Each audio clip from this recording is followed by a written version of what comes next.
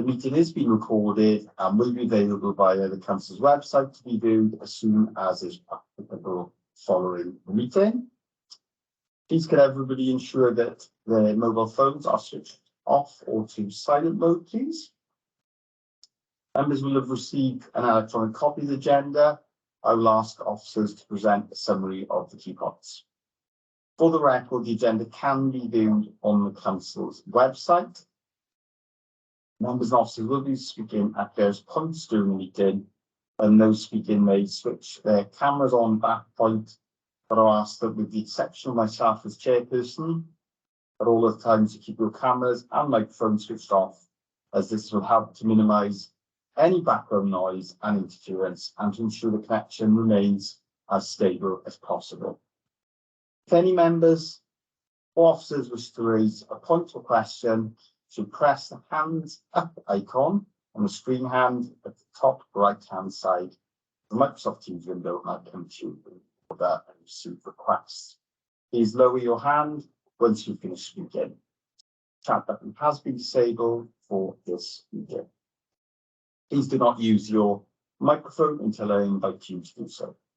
Officers from Democratic Services will be supporting the meeting and will be monitoring the use of microphones throughout the meeting, and when necessary, will remove those not being used. We'll also ask officers to introduce themselves as and when I invite them to speak during the course of the meeting. Officers too should ensure microphones and cameras are switched off when not in use. We will now proceed to the agenda business, and the first item on the agenda is to receive any apologies for absence from members or officers. And I have received apologies from the Chief Executive, who is on annual leave. I haven't received any other apologies, but if there are any other apologies to be given, please do so now. No one has indicated, so we will now receive declarations of leader. Oh, right. Andrew, please. Yes, thank you, Leader. For the benefit of the recording, Andrew Rees, Democratic Services. I've not seen Councillor Howell Williams yet. Yes, of course, he has sent his apologies. So apologies from Councillor Williams. Thank you for that, Andrew. And we will now move on to the declarations of interest of a personal or prejudicial interest from members and officers in accordance with the provision of the Members' Code of Conduct adopted by this Council in September 2008. And I will first of all ask Councillor Spander to give us declarations. Thank you, Leader. This is declare prejudicial interest in item 14, Government Business Provisions Act, regards to the Led in Happy Parish Fairs as my brother Rages Taxi in County Borough. I will leave the meeting that one.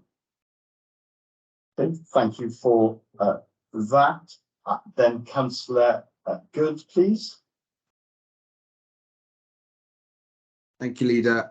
I'd like to declare a personal interest in item 12, the appointment of local authority governors, as I am standing for appointment to that role. Councillor Farr, please. I'd like to declare interest in item 14 as well. Okay, thank you, Councillor Farr. And then Councillor Blundell, please. Yes, thank you, Leader. I'd like to declare prejudicial interest in the replacement local development plan, agenda item 8. After conversations with the monitoring officer, I believe it's right to declare prejudicial interest in that. Thank you, Leader. Okay, thank you for that, Councillor Blundell.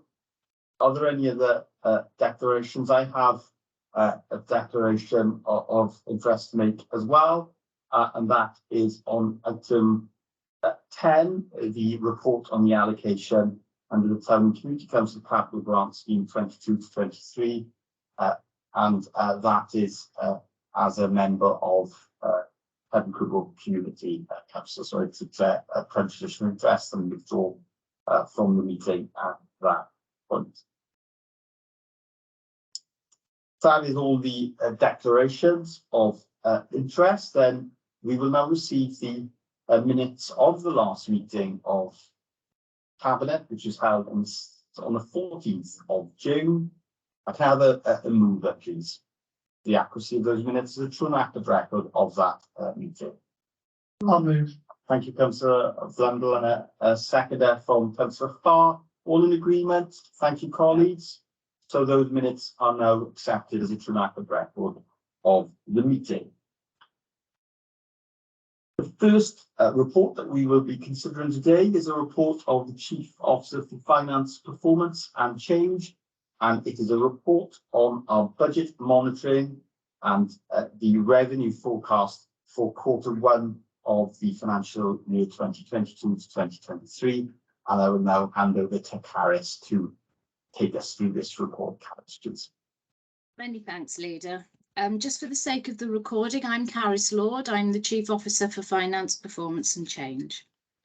So the purpose of this report is to provide Cabinet with an update on the Council's revenue position as at the 30th of June this year, and also to seek approval for violence over £100,000, which require approval by Cabinet as required by our financial procedure rules.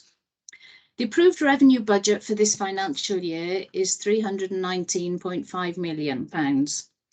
The Council's net revenue budget and projected outturn for the current financial year is shown in Table 1 of this afternoon's report. The table outlines for you a projected position at the 30th of June, which is a net underspend of £745,000. And this is made up of a net overspend on directorate budgets of £889,000 and a net underspend of £1.6 million on our council-wide budgets. Members will be aware that during the last financial year, local authorities received additional funding from Welsh Government in recognition of the impact of COVID-19 on the finances of the council. One area supported was additional funding to address the reduced council tax collection rates experienced by local authorities as a consequence of the pandemic. At the current time, this support from Welsh Government is not anticipated in the current financial year. It is too early to provide a realistic indication of the projected council tax collection for this year. However, the collection rate will be monitored continuously throughout this financial year, and it will be reported accordingly to members. Also, local authorities did receive financial support during the last 2 financial years from the Welsh Government via the Hardship Fund, and Bridgend claimed monies from this fund for both increased expenditure and loss of income. With the COVID-19 restrictions being removed in Wales in April this year, the Hardship Fund ended on the 31st of March 2022. Having said that, 3 elements of this fund have continued to be administered by local authorities on behalf of Welsh Government, and these are the self-isolation payments, the statutory sick pay enhancement scheme, and the free school meals payments, all of which are due to end during this year. Details of the amount claimed for these 3 payments are shown for you at Table 2 of the report. There have been some budget variants and technical adjustments between the budgets since the medium-term financial strategy was approved by Council in February this year, and these are set out for you in Table 3 of this afternoon's report. In recent months, the Council has experienced additional costs resulting from Brexit, increases in inflation that have not been seen the likes of for over a decade, and more recently, the impact of the war in the Ukraine. With these uncertainties, the budget will be monitored very closely during the remainder of this financial year. As reported to last month's Cabinet meeting, there are some savings brought forward from previous years which are still to be found, and discussions are ongoing with regards to these targets and how they can be met during the year. This afternoon's report provides significant detail with regard to the financial position across the authority, with a financial summary being provided at Appendix 3 and details in the report starting at paragraph 4.3. If I may, Leader, I take you to Section 9 of the report and the recommendation that Cabinet notes the projected revenue position for the current year and approves the variance over £100,000 as outlined in paragraphs 4.2.9 and 4.2.10 in this afternoon's report. Thank you. Thank you for that, Caris. And as is always the the case at this stage in the financial year, the first quarter, it is very difficult, is it not, to make very accurate forecasts about our finances, particularly so has been the case in recent years because of the response to COVID, and now because of the very high rates of inflation and service pressures that are unprecedented. It is a detailed report, but I certainly have a question that I wanted to ask, and I'll ask if any of the colleagues wanted to come in then. My question, which is probably best answered by the Corporate Director for Social Services and Wellbeing, is a question around the spend on mental health home care, and the narrative on page 29. There is a projected overspend of over 335,000 at this stage in the financial year, recognising that may change in the course of the year. And it states that supported living packages have actually decreased from 40 in 2021-2022 to 34 now. So that's actually a reduction, but the budget has gone up. Now, in recent years, we've seen an increasing complexity of those cases that require additional funding placement. And I wanted to check with the Corporate Director if that was the explanation for the projected overspend at this stage in the financial year. Chair, please. Thank you very much, Leader. I'm Claire Marchant. I'm Corporate Director for Social Services and Wellbeing in Progend. Just to provide a little bit of further explanation around that overspend in mental health services, as you've highlighted, there is a decrease in the number of individuals supported, but an increase in costs. That relates to the level of care and support in those individual care packages. That level of care and support has been impacted by a number of issues, both the needs of the individuals supported through supported living, also the impact of the COVID-19 pandemic and the lockdowns when other community opportunities weren't available for individuals to access. A number of individuals found that they were achieving better outcomes through the care and supports provided in their supported living environment, and that has continued post pandemic and post the lifting of those lockdown restrictions. I'd like to give assurance that we continue to work very closely with the Health Board, with Cwmtaf Morgannwg University Health Board, and the majority of these packages are on what is called a Section 117 aftercare arrangement around mental health, and those packages of care are funded 50% by the local authority and 50% by the Health Board, because they do relate to health and social care needs. I'll also ensure, Leader, that there's further information and detail in future budget monitoring reports which draws out this detailed and explanation for members. Thank you. Thank you, Claire. That is a clear explanation, particularly as the focus of those care packages have to be on what is right for those individuals. And if they are finding that they're having more fulfilled lives and better outcomes by being supported at home, for example, on a more individual basis, then that is something that we have to support. But it is potentially more costly than more traditional provision, which they have been accessing in the past. Although I know we are looking at continuing to remodel our day services in line with the different demands and preferences of the individuals that it supports. I can see that Councillor Spandwick has indicated, so I will bring Councillor Spandwick, please. Thank you, Leader. As I say, that there's a lot of stuff in this report, but as has just been touched on, it is very early days. As far as we can see this year with inflation, cost of living crisis, and with other reports in the Cabinet, we can see the financial impact that is having. So, hope the projection we won't be far wrong, but there's a long way to go on again, and we need got more hurdles to jump over where further increases and the end of probably the cost of living across the council.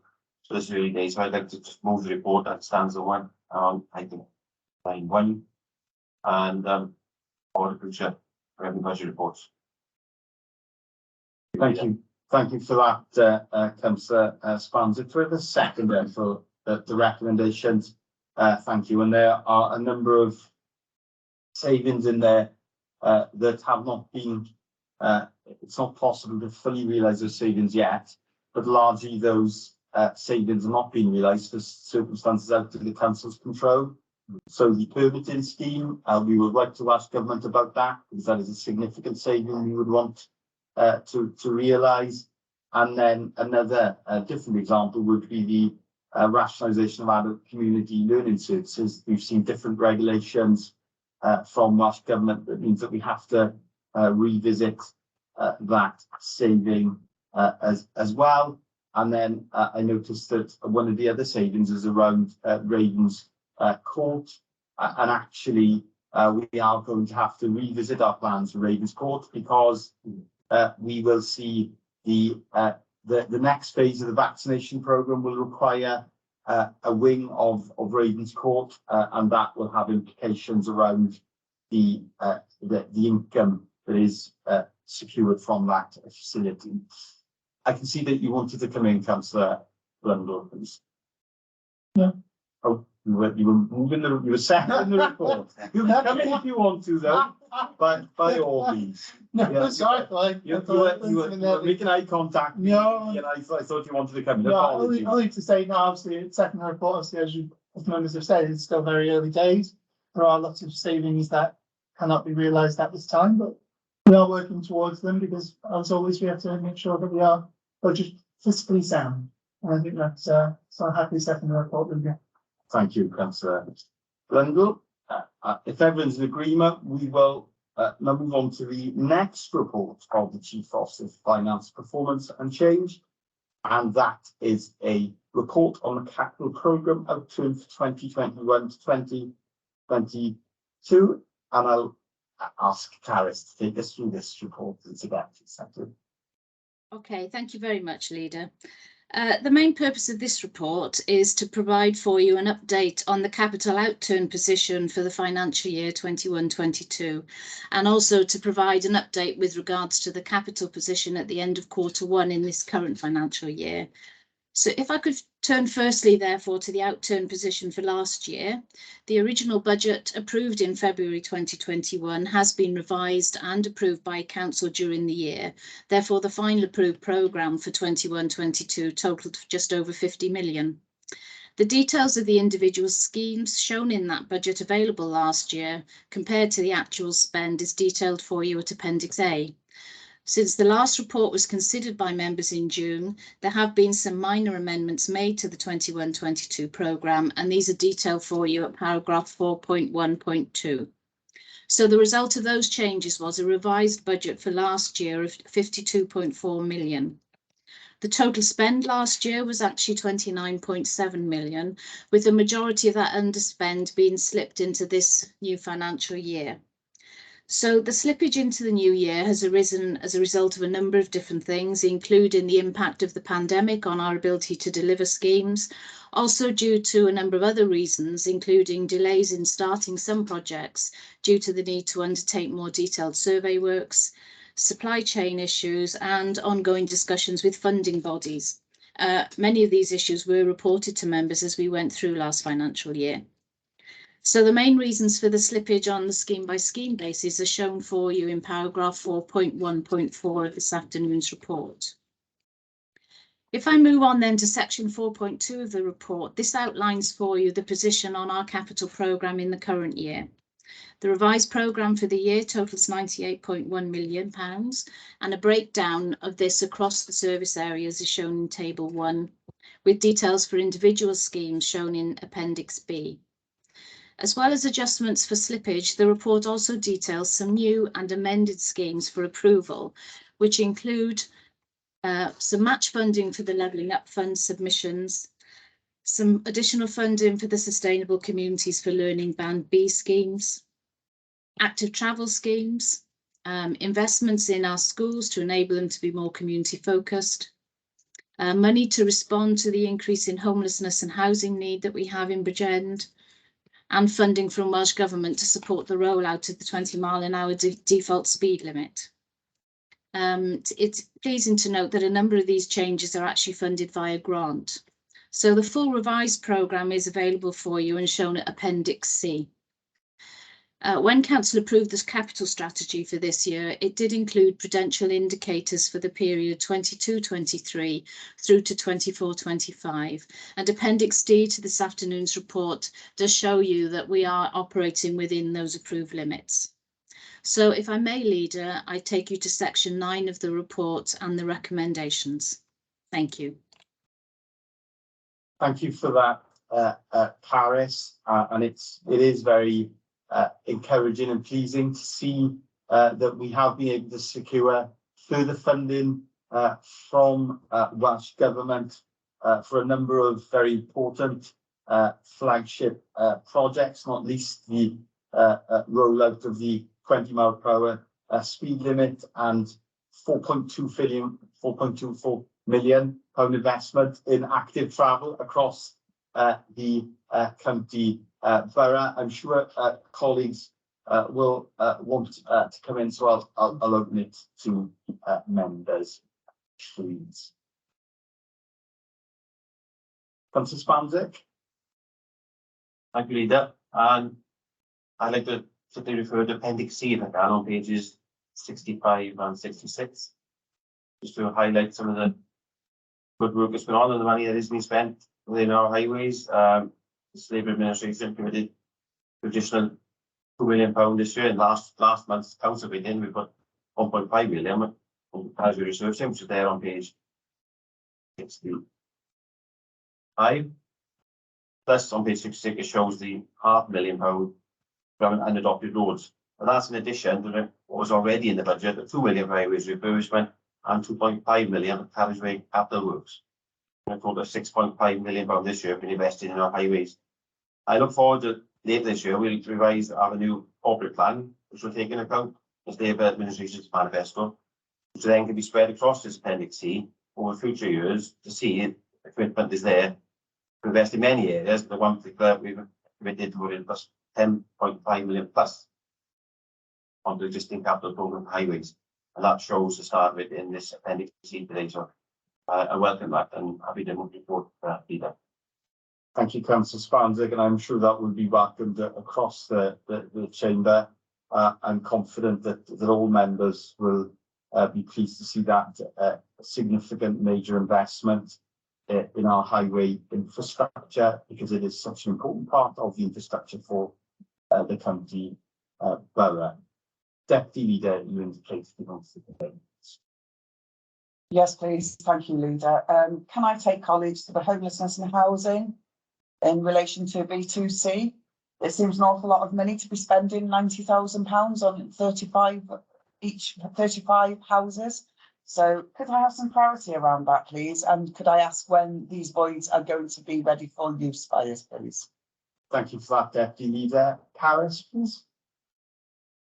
Yes, thank you for that question. I mean, members will know that we have an ongoing issue in relation to providing permanent accommodation for people in the borough, and this is part of the scheme to try and improve that position. Just to reassure you about that spend, there's two elements of spend within that.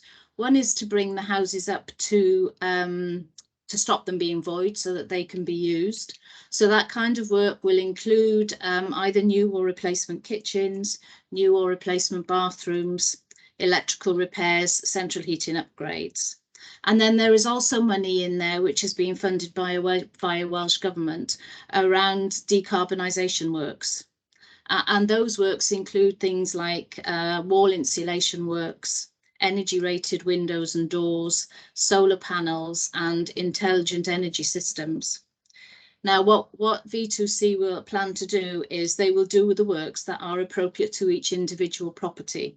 So not every property will have all of those works. It will depend on the nature of the work required in the property. With regards to when this work will be done,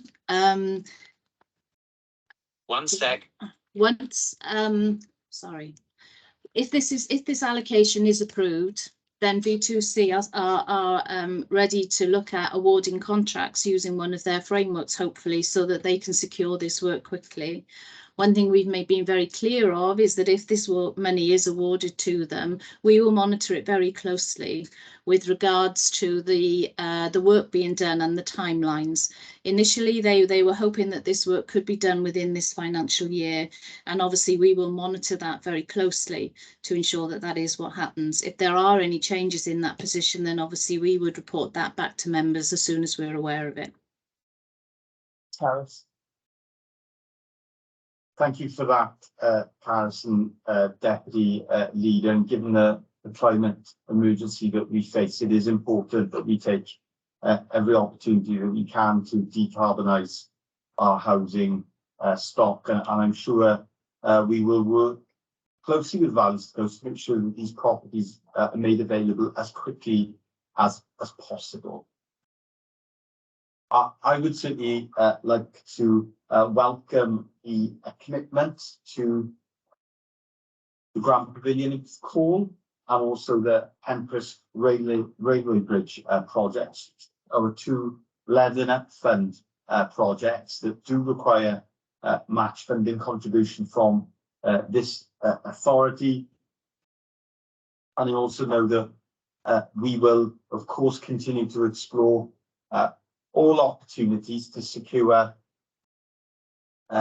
different and additional match funding sources from organisations like Network Rail, Heritage Lottery Fund, etc., to contain and reduce our match funding contribution. But they are important to us realising our ambition of delivering the Leathernet funds and delivering on a new bridge for Pencoed and a major extension and redevelopment of the Grand Pavilion. Likewise, I also welcome, as I'm sure the Cabinet Member for Education and the Cabinet Member for Communities does, the additional funding and commitment from Welsh Government to building net zero carbon schools.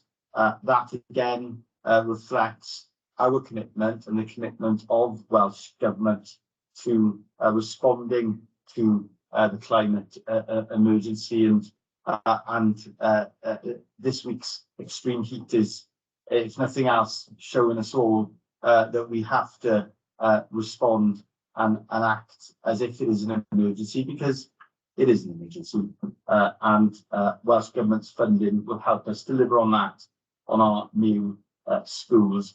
I wanted to ask, and I think this is a question for the Corporate Director for Communities, I wanted to ask about the Finby loan as it is described in the report, and it is good news that we have made progress on that, but I'm sure Janine can provide some more detail, because that is a long-standing project for the local authority. Janine, please.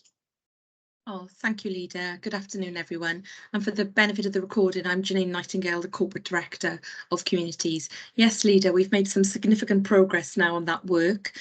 We've successfully succeeded in getting the grant from Welsh Government, or we call it a grant, but it's a, dare I say, it's a very long loan.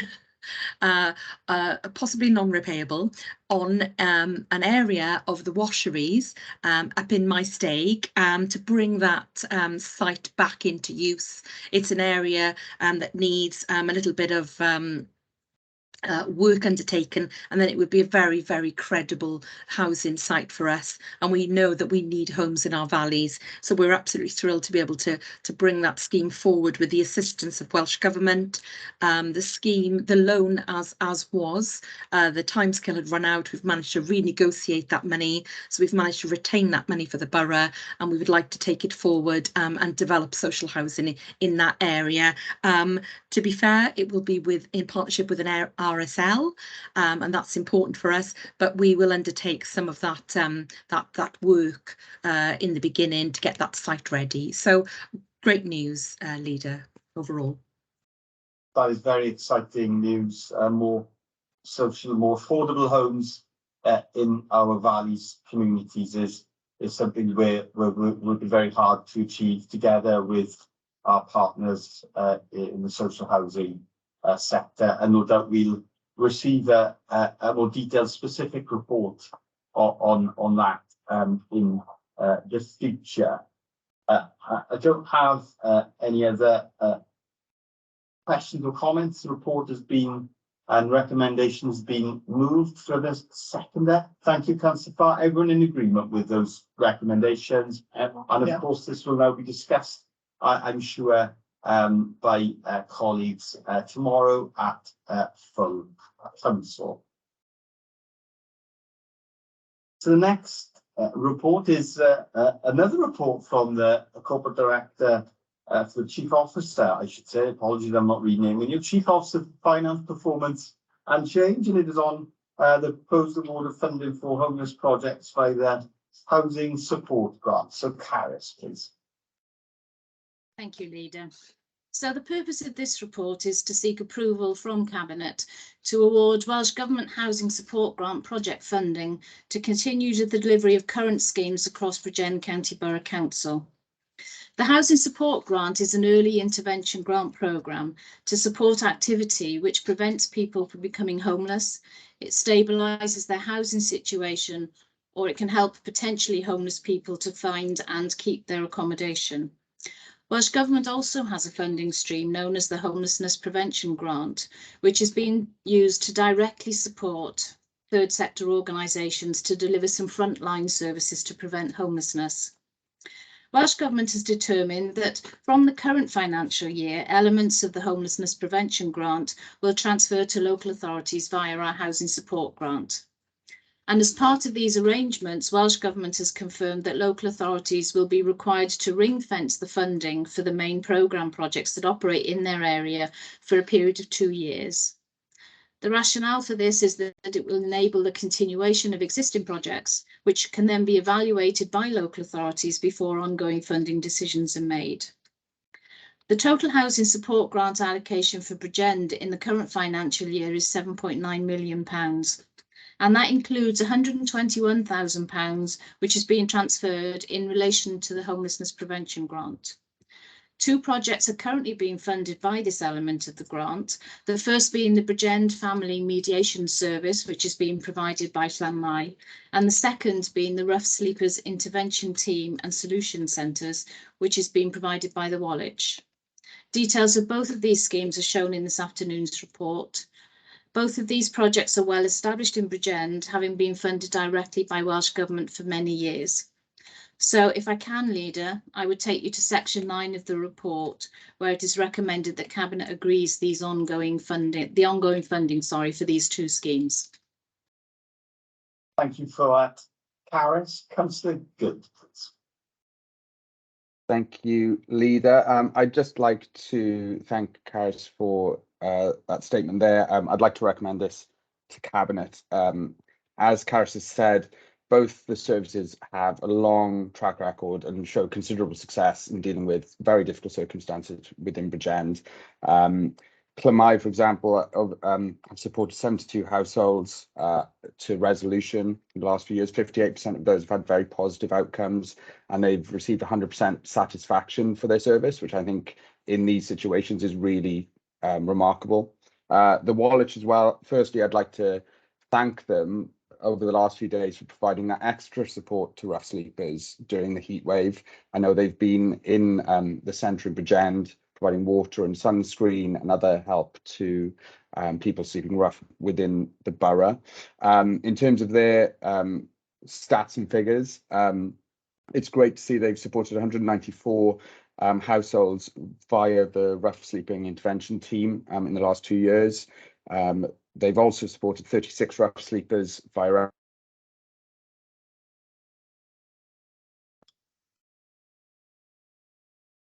Seem to have lost Councillor Good for hopefully it's just a momentary loss, because he was in full stride then.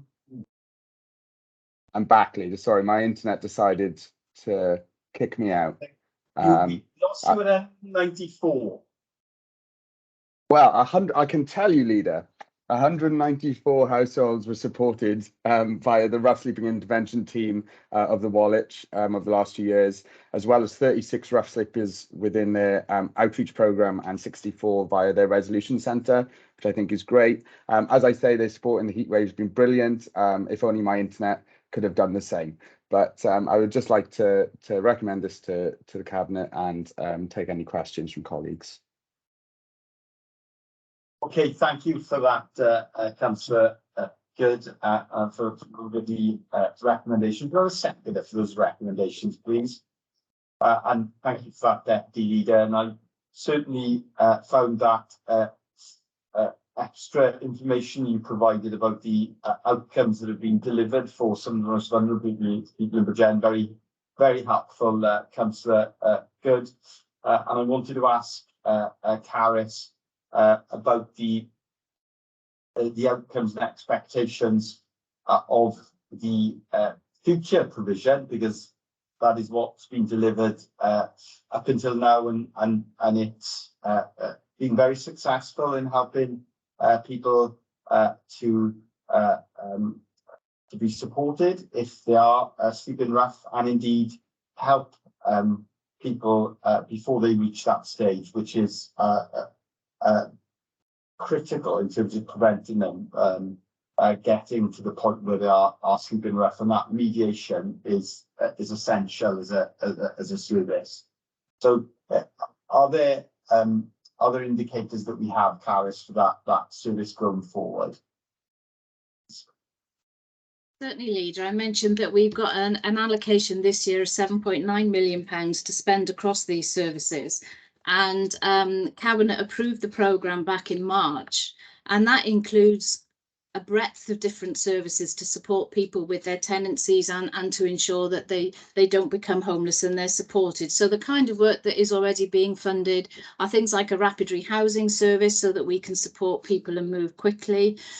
We have a lot of floating support provided out in the community by our third sector partners, and they support people who are the subject of domestic abuse or sexual abuse. We have support around people with mental health issues and substance misuse issues. We provide temporary supported accommodation for people who are in that situation, including some young people. And we also have some permanent supported accommodation that supports individuals. And then across the piece, we have a mediation service as well, which can help people if they are in difficult situations with, for instance, their landlords, etc., to ensure that we can maintain those tenancies. So these two new services that are coming up under our management, rather than Welsh Government, will actually support those services. And as the report says, we've got 2 years really to make sure that all of the services mutually support each other, so that we have a wide range of support for a wide range of people across Bridgend as we move forward. Thank you for that, Caris. It's reassuring to hear how we are coordinating and integrating those services so that we minimise any gaps in the provision. And it was particularly heartening and pleasing to hear of the 100% satisfaction that has been seen with the mediation service. That's very positive, and please pass on our appreciation to Llanau and the Wallich for the work that they do and the work that their frontline workers do day in, day out. The report's been moved and seconded. Everyone in agreement with that, please. Thank you, colleagues. Thank you for that, Caris. You can have a pause now and a break, because we will now receive the first report of the Corporate Director for Communities, and it is on the United Kingdom Shared Prosperity Fund. Over to you, please, Tamir. Oh, thank you very much, Leader and Cabinet. And I'm thrilled to be able to bring this report in front of you this morning. It's this afternoon, I should say, rather. It's been a bit of a long day, hasn't it, so far today? It's a very, very important report we'll receive here. It's a joint report from myself as the Corporate Director of Communities and from Lindsay Harvey, the Corporate Director of Education and Family Support. And the purpose of this really is to look at the Shared Prosperity Fund And what the Shared Prosperity Fund, of course, is the replacement fund following the UK's withdrawal from the European Union in January 2020. It's the government's replacement for the European structural funds, a key part of their levelling up agenda. So what the purpose of the report is in front of you today, it's to authorise ourselves as officers to allow Rhondda Cynon Taf to act as the lead authority for bids for the region, to submit our local investment plan for Bridgend to RCT, for them to look at that and look at delivering our allocation of the Shared Prosperity Fund. And again, to delegate authority to officers to allow us to enter into a regional funding agreement with CCR. Now, Bridgend, we have been allocated 8.3% of the regional allocation of the Shared Prosperity Fund, and the regional allocation was 278 million. So what that means for us in Bridgend is we've been allocated some 23 million to spend over 3 years. 19 million of it is a core allocation, and I'll tell you a little bit more about that in a moment. And 3.9% of it is ring-fenced to the multiply scheme. So what a UK government have asked is that we use this money, and it's split over 3 years, that we spend 12% of it in year 1, 24% of it in year 2, and then 64% of it in year 3 when we are delivering the majority of our fund. So there's 3 main investment priorities. If I take you to paragraph 3.4 in your report, what you will see, the 3 very important investment priorities are communities in place, supporting local businesses, and then of course people and skills. Now in the people and skills banner, there's a dedicated ring fence scheme we talked about called Multiply, and Multiply is all about addressing adult numeracy skills. So there's 3.9 million for Multiply. Now we have to develop our own investment plan for Bridgend, because that's really important, because it's about meeting our local needs. And as a local authority, we're the ones who really know where our money should be spent and which schemes need addressing the most. And it was important that we did this, that we put a local investment plan together, as well as working regionally, because some things are best delivered regionally, such as some of the employability schemes, such as the Celt scheme that we've got. It is much better delivered on a regional basis, where we don't have the boundaries of the local authority in play. Now, what you have in your pack in Appendix 1 is the actual local investment plan. And what I won't do is to take you through significant amount of detail of that, because I'm sure you have seen it. But what I will say about the plan is that it's been evidence-based. It's been worked up using the Bridgend Economic Strategy. It's been worked up using the LDP and all of the evidence base with that. It's been worked up with the 2030 strategy in mind, very clearly, and also using Cwm Taf Morgannwg's wellbeing assessment. So it's looked at challenges that we have across Bridgend using that evidence base under the 3 themes. And just to really pull out a few of those opportunities that we're taking forward to be illustrative, under community in place, we have allocated up to 2 million for what we call thriving communities. We want to look at supporting our local and district centres in projects to try and get more vibrancy back into our centres. They're such an important part of our life now, especially in our post-COVID market situation. Another example under community in place is an initiative to look at green space enhancements and things such as local nature reserves, enhancing biodiversity, and we've got some 750,000 earmarked for that. Under the theme of supporting local business, lots of very good schemes in that investment plan. 2 I'm going to pick up just to highlight are the enterprise centres that we want to develop across our valley communities. We've got 3.5 million in for those. That is key really to injecting business back and employment back into those communities. And also we are putting together a support package for tourism and tourism events, because our borough it is an attractor for that. We've got 450,000 for that. So one of the last things I would draw your attention to, Cabinet, is under the people and skills theme.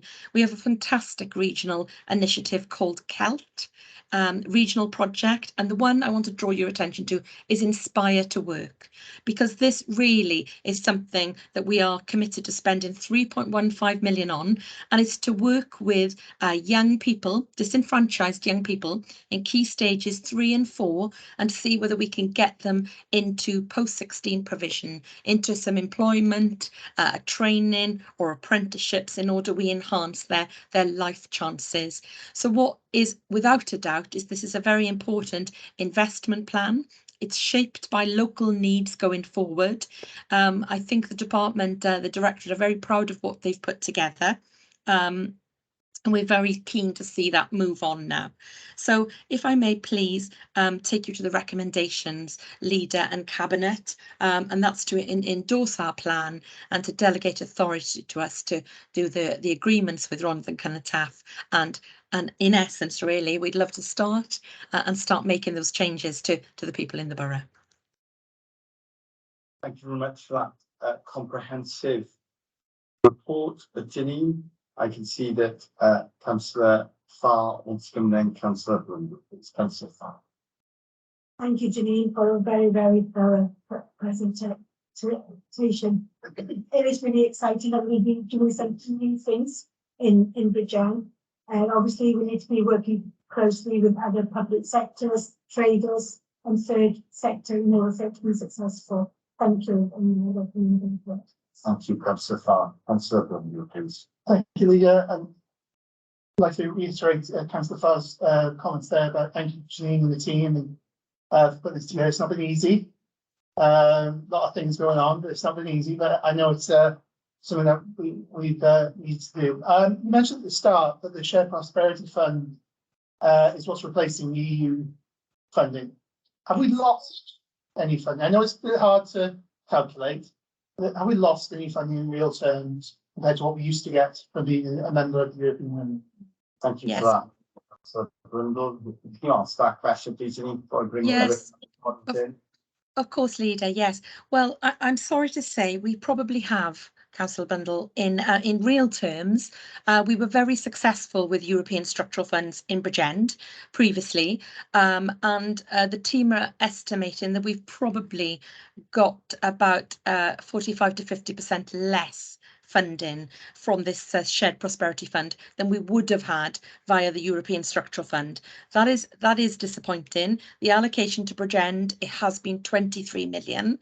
It isn't for me to make political statements. I wouldn't dare do that. That's your role, not mine. But some other authorities have possibly had larger allocations.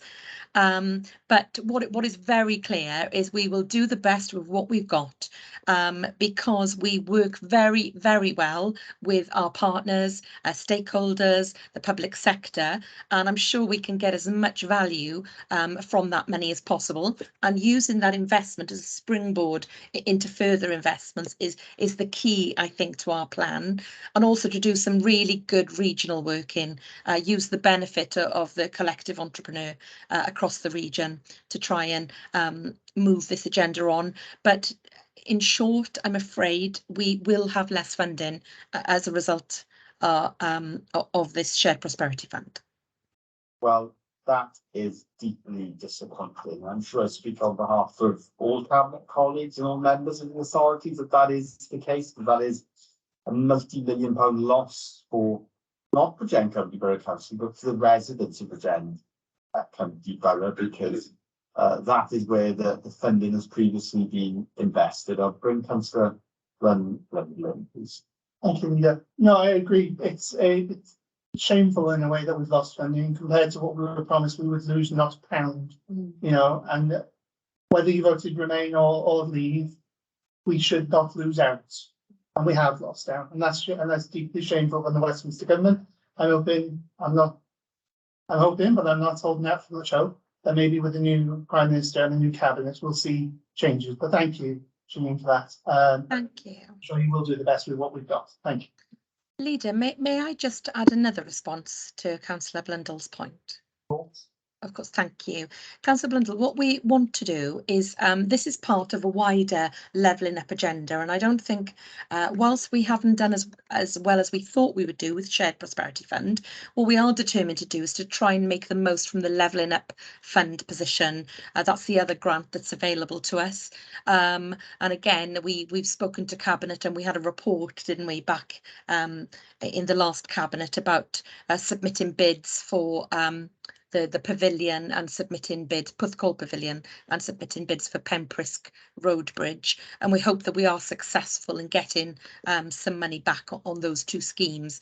But for SPF itself, the Shared Prosperity, it is less than we were expecting. Thank you for that, Janine. I can see that Councillor Spandley wants to come in, and then I will bring in Councillor Good and then the Councillor Spandley. Yeah, thank you, Leader. And as I just been said, yeah, thanks to the team for that. This is a large piece of work, both this item and the next item on the agenda. I think it's easy for us to forget sometimes around the work that's going on, doing the strategic work behind the scenes to produce this marvellous document. There's loads of great schemes in it. The one I'm ingredients in, and it's a small one, but touched on the Jen County Green Spaces Enhancement Scheme, £1 million. And we do have a duty to look at biodiversity and look after our ecosystems. And we are doing a great job. There's more to do, and this is a nice chunk of money amongst many other schemes that are great. I think now again, we all members need to remember this stuff is on, and we can work up with referrals, and they are important referrals, but there's a lot of big strategic work going on behind the scenes with a limited number of staff to deal with it. So well done to everybody involved using this. There is, however, one area in the report which is a little bit disappointing, and that's no fault of any this council or this directorate. And it's paragraph, I think, 4.10, where you put this plan together. It says on 4.10, it has been noted that these proposals have been developed in the absence of detailed fund guidance from the UK government, and as such, are subject to change in relation to proposed activities will be models and funding. How disappointing is it the UK government yet with any detailed fund guidance? Maybe they're busy up with what other things. Who am I to say about that? But they do need to up the game, UK government, and get some detailed guidance behind this to other authorities like this and others take this forward. Thank you again. Thank you for that, Councillor Spandrick. And indeed, you have identified what is potentially a significant risk for this programme, because we do await the detail, don't we, Janine? And the devil can be detail, and that does make it particularly difficult to plan.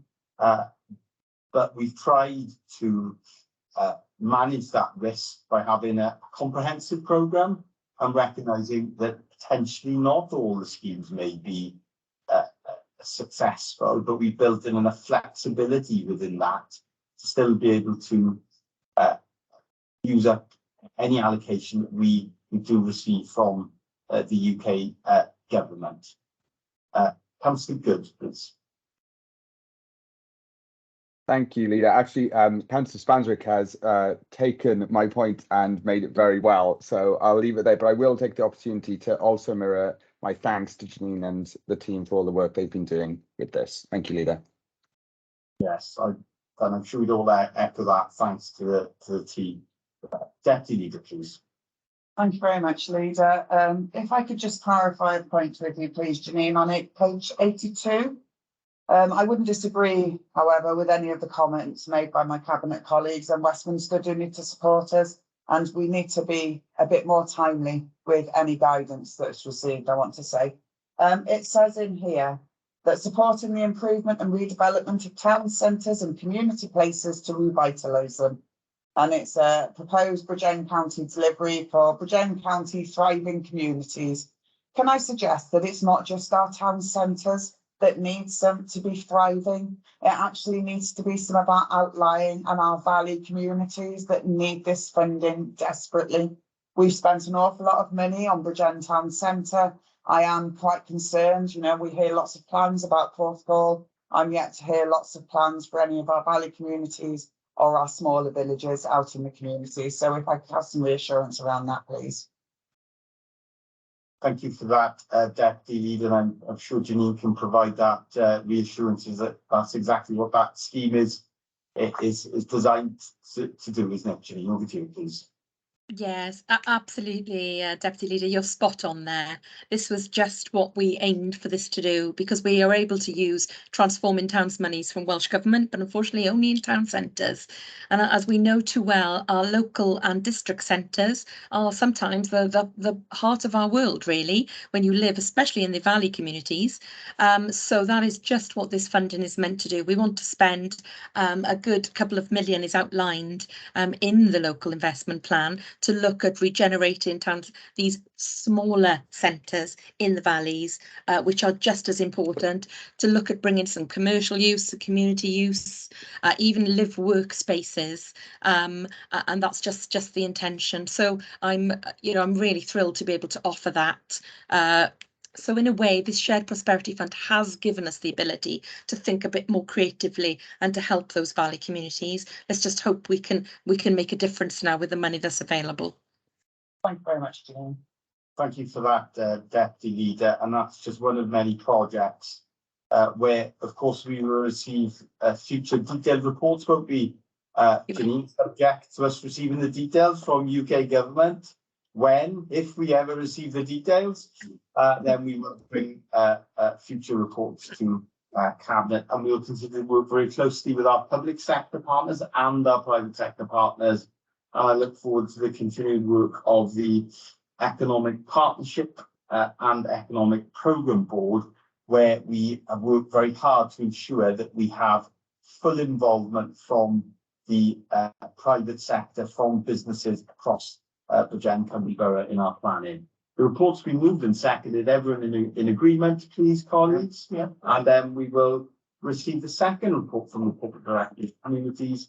And this is on the replacement local development plan submission document. And I note that Councillor Blundell has declared an interest, and therefore he has left the room. Just to note, Leader, we're using Councillor Blundell's laptop here in the room, so he will still look like he's on screen, but he's actually left the room for democratic services tonight. Thank you very much. Thank you for flagging that. So he most definitely left the room. I don't think he's left the building, but he's certainly left the room. Janine, please. Well, thank you, Leader. I think what I need to start by saying is a huge congratulations to the team.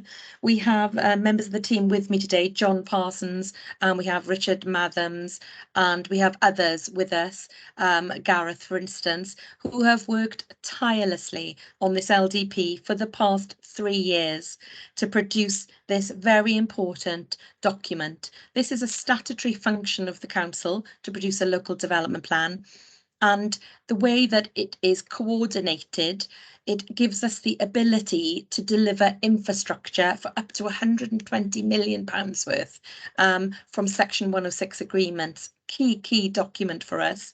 And really, just to say that this document is the best tool that we have in the council for preventing ad hoc development across our county, or as we call it, planning by appeal. So I am thrilled to be able to bring this very, very detailed piece of work to you today, Leader and Cabinet. Now, you have an enormous pack of information. And I was going to make apologies for it, but I won't, because it's a fantastic piece of information as well that you have. What you have is a cabinet report, a very detailed cabinet report. You have a copy of the replacement local development plan, and you also have a consultation report. And in that, it will set out every single response that was given in the consultation for this local development plan. There is a response from officers about whether it will be included or not in the development plan, and what we will do with it, with the information. So a very important pack there. Now, what I would say is this is just part of the process for the LDP. A statutory document we had to consult, and now we've gone through all of the comments, and what we have to do next is get a mandate from you as Cabinet, and then a mandate from Council in September. And the important thing then will be to submit this document to Welsh Government for independent examination and scrutiny, and that will take place over months. and that's an important thing. And then once Welsh Government Inspector is content with the contents of all of that local development plan, then he or she will write back to us with some recommendations. And then hopefully we will get the chance by early next spring to bring this plan to adoption. Now, the plan period for this local development plan is 2018 to 2033. That's the scale of time it crosses over. Now, what I wanted to do was just to draw your attention to a few things, if I could. I won't take you through the report in detail because I'm sure you've had an opportunity to read that.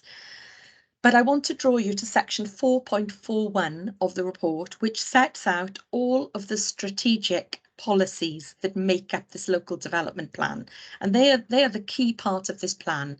This is how we will monitor and look after the growth of our borough in the years up to 2033. It covers everything from housing, employment, biodiversity, active travel, how the economy will grow, etc. It's a very, very comprehensive land use document, but not just how they will grow together and the impact that each has on each other. I mean, what is clear is we've just had the results of the census, June 2021, come back. And what is clear is that Bridgend now is one of the fastest growing areas in Wales. Over the period of the last 10 years, Cardiff grew by 4.7%, and Bridgend grew by 4.5%. So it's keeping pace with Cardiff, which is one of the fastest growing cities in the UK. So without a doubt, our borough is a wonderful place to come and live, and people want to be with us and want to live with us, but it will have consequences for land use planning going forward. So hence, this is why this LDP is so important. There are a number of other areas that if I could please draw your attention to. Paragraph 4.44 onwards sets out what supporting documents were used to influence the plan and to look at how the policies were derived. And they include sustainability, habitats, health impact assessment, and an equality impact assessment, all incredibly important documents. But in your pack from page 121 on, that's paragraph 4.48, what you will have is a very, very long list of evidence base. And what I will say is over the last 3 years, John Parsons and his team have been going through all of this information that forms the evidence base for the policies that you see in that plan. Now, that evidence base has been researched and is critical really to the detail that goes behind the plan. What you will see, it's everything from economic studies, habitat studies, retail assessments, candidate site assessments, that's candidate housing sites, renewable energy, demographics, we've looked at settlements, outdoor play, we've looked at green infrastructure, housing needs, gypsy and traveller assessments, active travel, flood management, biodiversity, strategic transport, and I could go on. There is an enormous evidence base that sits below all of this detailed work. You will also find from section 128 onward a set of detailed background papers, and these explain the narrative behind the options and the decisions we've made as a local planning authority. Everything from strategic growth, how we want to see the borough grow, and things like 20-minute neighbourhood, which is a key part of the placemaking agenda, and we've just signed up to that, the placemaking agenda for Wales. So there's an awful lot of evidence, and I thought it was very important to stress that 3 years' work has got us to this point. Now, there are a number of refinements that we made to that plan, that LDP, since the consultation, and I just want to draw out some of those before I maybe bring some other members of the team in, or we answer any questions that you have. What we had to do since we went to consultation was remove Park Avenue as a strategic housing site from our LDP. And the reason for that is because of TAN 15 and the flood maps that were produced. The area now is in a very high flood zone, and I'm afraid we cannot take it forward for strategic housing and a school. And as a result, what we've had to do is to bring a reserve candidate housing scheme into the LDP. We've also referred to our Porthcawl placemaking strategy that we've undertaken. That work wasn't done before we went to consultation. That's now in the LDP, and also the updated flood narrative for Porthcawl itself. Now, Porthcawl seafront was in a very high risk flood, and we've built that £6 million flood defence right across the front in Porthcawl. And as a result, Welsh Government have now agreed to lift the flood defence piece. We now can look at using some of that area in Porthcawl for development. So that's very good news. We've re-looked at our housing trajectory updates, and we've looked at what our percentage of surplus housing allocation is. And we've also removed a gypsy site allocation at Bryn Cethin because we didn't need that as a result of some of our work. So I hope that's a high level gallop through our LDP cabinet and leader. I just wanted to draw your attention to some of the background work in particular. I have the team with me now. Do you have any questions? We would be very happy to answer them. Thank you for that, Janine. I'm sure our cabinet member for communities will want to come in. I know he's raised his hand. I will bring him first, and then I will bring in the deputy. I mean, thank you, Leader. And you know, it's hard in this meeting in just a few minutes, or even more than 2 minutes, to cover the content and the scale of what we're talking about today with this proposed replacement local development plan. But first, thanks to the team Janine got behind it. I mean, John there as group manager planning. We have the Marvin trio behind him, Richard, Gareth, and Adam, who are the team who do amazing work in this over years. And we have before us today, and as I say, it's hard to do it justice, but we did touch on it in the fact that the census data recently have shown that Gens is second, well, just behind Cardiff, the growth rate of 4.5%. The demographic pressures are driving the need for new homes across the country. So we need to have a planned way of delivering those in the future. I got a couple of comments and questions. If I go through them all, perhaps the relevant officers can cover them off then. But what we need to do is ensure we have a coordinated approach to infrastructure, and we get the best deal for county borough the residents that the communities we serve. And you did touch, I think Junie said, if this plan goes through and the developments all come off as indicated, we're looking at £120 million for infrastructure for schools, community spaces, highways, and in a controlled manner. So that's to be welcome. A couple of questions, I suppose I got. There's been a lot of concern about obviously the number of houses and houses, the views of a lot of brownfield land over the years, and we now look at some green spaces where there's going to be building or proposed building. So the question is whether after this plan it goes through the years up to 2033, what quantity of, will there be any net increase in publicly accessible open space? Because we have lots of land being built on which may not, it's green space, maybe feels, but it's not publicly accessible. So when we're at the end of the plan, will we end up with a net increase in publicly accessible open space? That's one question.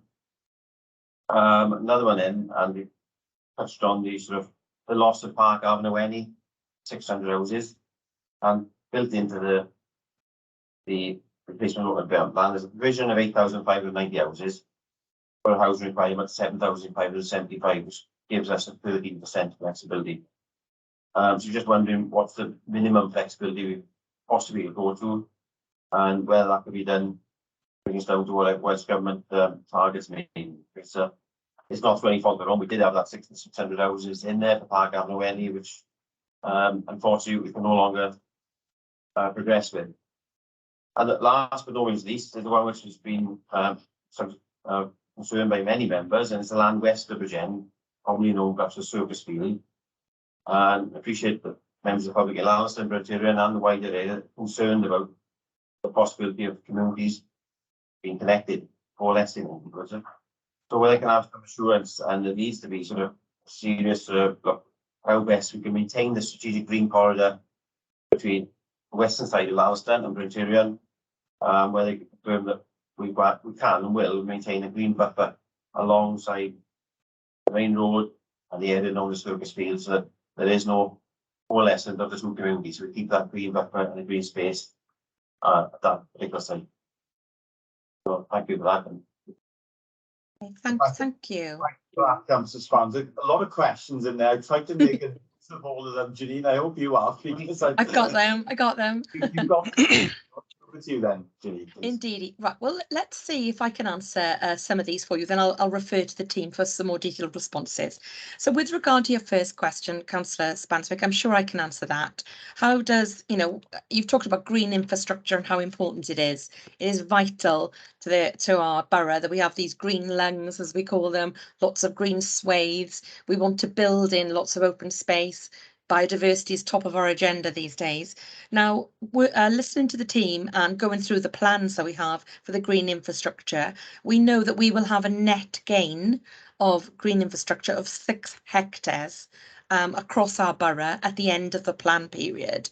That is new open spaces that will be maintained and delivered as part of the plan process. So we know that's not formal open space, as in pitches, etc. That's just green infrastructure coming forward. So there is a net gain. An important bit that what I must say is this is the LDP, which is a land allocation.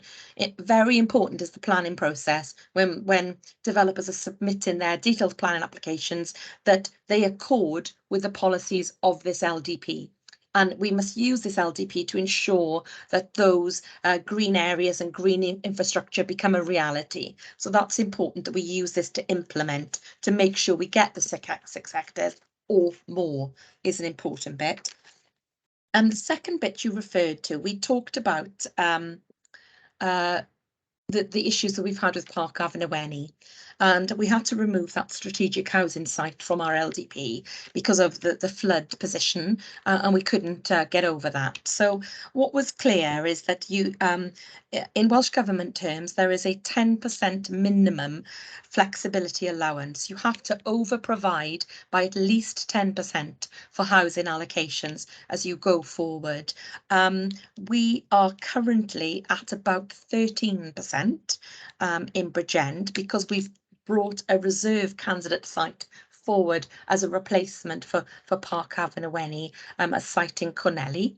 But what I'm going to do here, if you don't mind, Councillor Spanswick, I'm going to ask Richard Mathams, who is the lead on the LDP, to come forward and give you a little bit more of a detailed explanation around that flexibility and the allowance, and to understand where we go with being over provided. Richard, is it possible you could come forward, please? Yes, good afternoon. For the purposes of this recording, my name is Richard Mathams and I am the Strategic Planning and Transportation Manager at Bridgend. Thank you, Janine. Afternoon, Cabinet. So in terms of the flexibility allowance in the plan, we've pulled together considerable evidence to show the proposed allocations in the plan are deliverable. As Janine pointed out, Welsh Government does require us to embed a flexibility allowance in the plan to provide that extra certainty our housing requirement can deliver. Now, national guidance stipulates a minimum of 10%, but ultimately that allowance should be determined based on local issues. So if members recall, at the deposit stage, we embedded a 20% flexibility into the plan. This was a large buffer to ensure the plan would be resilient in worst case scenarios.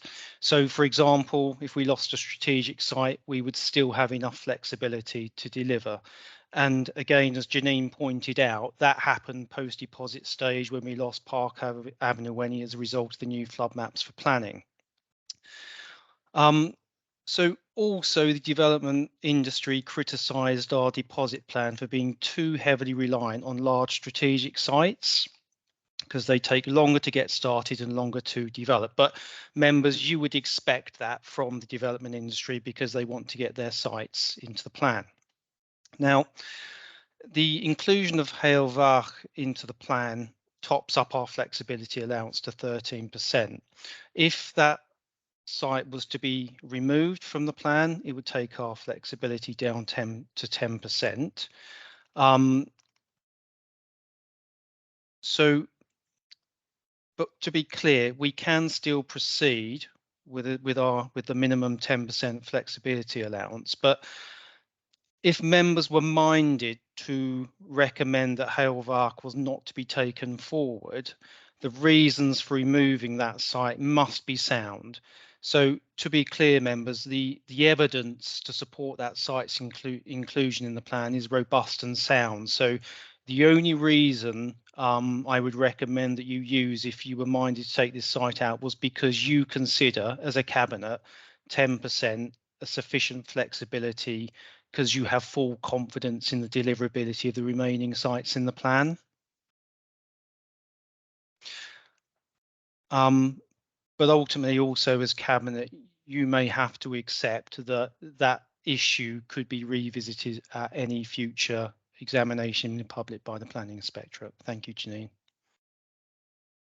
Thank you, Richard. So I think the suggestion from our key officer on the LDP is if you as Cabinet were confident with the 10% flexibility allowance, which is what is statute by Welsh Government, then what we could do is not include that reserve site at this stage in the LDP. We could just revert to a 10% and not have a 13% flexibility allowance. Thank you for that, Tamina. I'm certainly very confident in the deliverability of the sites that are included in the LDP, because I know the extent of work that's been undertaken in the preparation, the stage we're at in the process. So we've made a significant amount of progress, and we're not at the start of the process. We are moving towards the later end of the journey, and therefore that can and should give us more confidence about some of these sites. I don't know if there's anything else you wanted to add, Councillor Spandic. I know that other colleagues wanted to come in, but if you wanted to respond to some of those points before I brought other colleagues in, and you're more than welcome to all. Yeah, thank you, Leader. Just to say thanks for that. It's better to understand the flexibility. I know there's a minimum, but we're confident, and I'm sure we are confident we can deliver what's already in there. 10%, I think, is an area I think we'll come to the words that we go. I know it's the minimum, but there's still 10% flexibility. If I could have an answer as well on the wetland west of Gen, some reassurance about the sort of keeping a green buffer. Stop preventing coalescence of communities. Yeah, yes, of course. That's a key policy for us to prevent coalescence of the community of Bridgend with Llalliston. We wouldn't want that to happen at all. And we have an allocation of a site for housing there. But I know that Richard has been speaking to the people who are promoting that site, and we've had some assurances, and we'll also make assurances today that there will be a green buffer between those two areas, a visual and physical green buffer between the community of Llalliston and the community of Bridgend, because that's very important for us, and it's an important part of our green wedge review that we've undertaken. And Richard, would you like to say anything further about the green wedge piece, because I know you've been working significantly on that? Yeah, thank you, Janine. So Planning Policy Wales, which is Welsh Government's national policy for planning, clearly states green wedges should only be maintained where it can be demonstrated the normal planning policies and development management policies cannot provide the same degree of protection. Well, the green wedge study concludes that there are other policies in the plan that offer that same degree of protection to ensure visual and physical separations. And as Janine talked about regarding land west of Bridgend, strategic site policy PLA 3 sets out the strict placemaking criteria and development requirements for the site. And within that policy, there's clear reference to the need for a strategic green corridor on the western boundary, and there is specific reference to maintain a green buffer at the front of the site, locally known as Circus Field. Thank you, Janine. Thank you, Richard. So hopefully Councillor Spanswick, that provides some reassurance with that particular site that we are working on the policies and working with the promoter to ensure that we get that separation and we address the concerns of the community in that area. Yeah, I think just to confirm, Leader, so we are looking to protect what's known as the Circus Field or green buffer, and there's a sink at the top end of the site.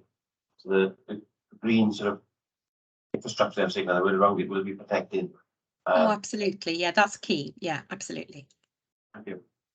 Well, that is very reassuring. We recognise, of course, there will still be a development going ahead. But if that development is progressed and ensuring that the area that flanks the road, the fields that flank the road, they are protected as a buffer between Bryntyrion and Larleston, and of course the site of nature conservation is protected as well. Thank you for that, Janine. The Deputy Leader is next, please. Thank you very much, Leader. Janine, I note from 4.30 on page 116, right up to Appendix 5, which is the Health Board consultation. Whilst I understand we have had some engagement with the Health Board around the sustainable development of the county borough, it's of considerable concern to me, particularly when I'm aware that during the development of the plan, they were asked by officers if they wanted premises identified within the primary centres, and the Health Board declined this opportunity as they are confident in their current provision. When we consider the pressures on the current primary healthcare system, this appears inadvisable when lack of access to a general practitioner means that residents will then present with any ailments within accident and emergency departments due to the lack of provision within their community. When the new census data informs us that we are a growing population, the accessibility to a doctor is of the utmost concern. As a cabinet, we are aware of significant problems within the county borough due to the merging of practices, and already the delivery of primary healthcare provision is inaccessible to residents. It's unsustainable, despite their reassurance that they have accounted for it in their primary care, community estates and sustainability plans. However, when no new developments have been identified by them, I would challenge their assessment of the situation, and I would ask that the Leader write to the Chair of the Board to highlight our concerns, because I do have some concerns. They're significant concerns. If you cannot get transport to a GP, all our little practices are closing in communities, they won't have access to any general practitioner. That's not an acceptable position for us when we're looking at the future planning of the county borough. Thank you very much, Leader. Thank you for that, Deputy. The important point there around the provision of primary healthcare in the future and meeting the needs of the growing communities that we have in Bridgend County Borough. Janine, do you want to respond, or please respond to those points? I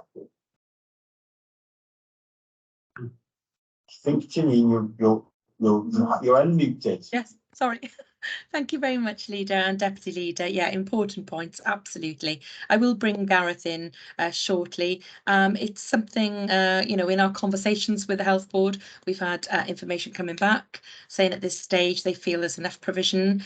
What I would say, Councillor Gabby, we've gone back and had a look at what they've said and to make sure that we were correct when we came onto this call with you. And what they're saying is at the moment, the LDP isn't an adopted plan. So those sites aren't coming forward as yet, and what they would do is review. So what is critical to us going forward is that we hold them to account for that. And what we have discussed as a team is whether we should be making areas of land available in our district centres in those residential developments. So should they review their plans and want to come forward with more provision, there's land available for them. Because I think as a local authority, that probably is about as far as we can go with our remit. It's for the Health Board to as you rightly say, to step in. But I would please invite Gareth in to ratify some of that that discussion that's taken place. Deputy Leader. Thank you. Gareth. You then, please, Gareth. Thank you and welcome. Thanks, Janine. Thanks, members. For the purpose of recording, my name is Gareth Denning and I'm the Strategic Planning Team Leader. Just to ratify essentially what Janine has said, we began engagement with the Health Board way back at the beginning, back in March 2019, when the three officers here with you today met with their Head of Primary Care, their Assistant Director of Planning, and their Community Estates Development Manager. So to put that in context, it was before we'd consulted on the preferred strategy. So we literally didn't have anything in place. They were engaged right from the start. The candidate site consultation had just closed. They were provided with details of all the sites submitted through that process and then engaged at each of the stages of assessing those sites that followed. Their feedback fed into that process. The information that they were given focused on location to development, proposed dwelling numbers, projected number of new residents. Members will see that the comments that they've provided in Appendix 5, which includes details of their short-term actions and plans that are already progressing. There's an overview of their medium and longer term aspirations, most of which of those are dependent on Welsh Government funding and partnership working with individual GPs and other health practitioners. What I can assure members is that officers will continue to engage with the Health Board and are continuing to engage with them.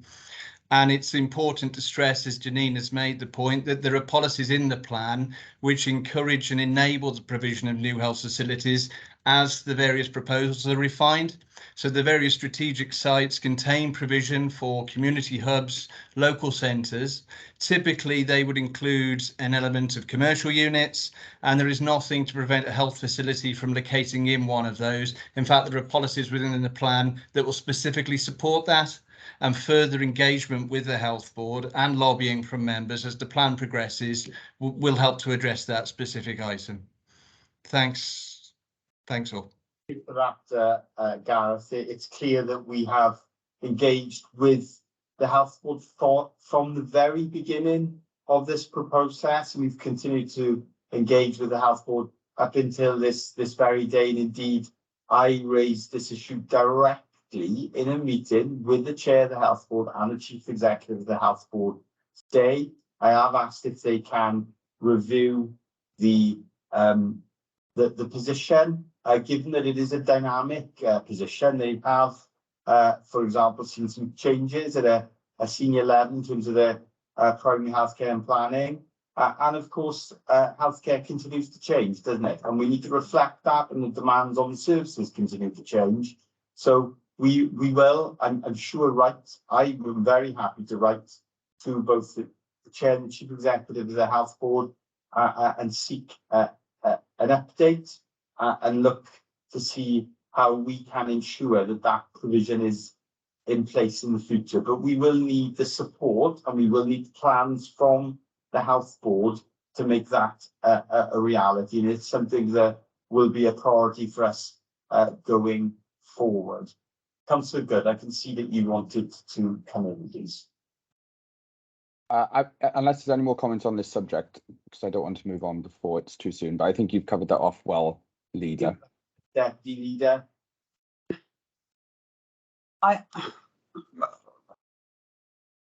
Buttons again. Let's keep the buttons. Right. Whilst I understand the reassurance from the Chief Exec, my concern is that when a resident has to travel an hour to get to a surgery, that's not an acceptable position to be in. The Health Board are very clear with myself and my own director that we need to do something about the capacity going into hospitals. Well, actually, we need their support out in the community to ensure that residents don't turn up to A&E when they don't need to be in A&E, because actually they've deconditioned by the time they end up in a doctor's surgery. Currently, the waiting time for a practice in Bridgend is 4 weeks to get an appointment to see a GP. That's as an emergency. That isn't an acceptable position. And if we're developing the county borough, then we do need to ensure that service provision is there for our residents. Thank you very much, Leader. Yeah. But I would appreciate you writing. You certainly will. Points well made there. Councillor Good, please. Thank you, Leader. Just to turn to another important topic with regards to this plan, and that's farming land in the West of Bridgend. Obviously, Councillor Spanswick has covered off sort of the importance of biodiversity and green fields, but I know in previous conversations with officers, Councillor Williams, who obviously can't be here today, has raised this matter. He knows far more about farming than I do. But I know he asked officers to go away and seek clarification with Welsh Government to ensure that we were in keeping with the spirit of their direction in terms of farming. So I was just wondering if, Janine, you could give us an update on whether we'd got a reply and what their view was. Thank you, Leader. Thank you, Councillor Good. Janine? Yes, thank you, Councillor Good. Yeah, that's a very good question, actually. I believe we did get a response, a detailed response from Welsh Government, but I'm going to bring one of the team in who I know was responsible for that response. Richard, could you respond to that point, please? Yeah, thank you, Janine. Thank you, Councillor Good. So the issue of loss of agricultural land is taken very seriously. There is a detailed background paper there.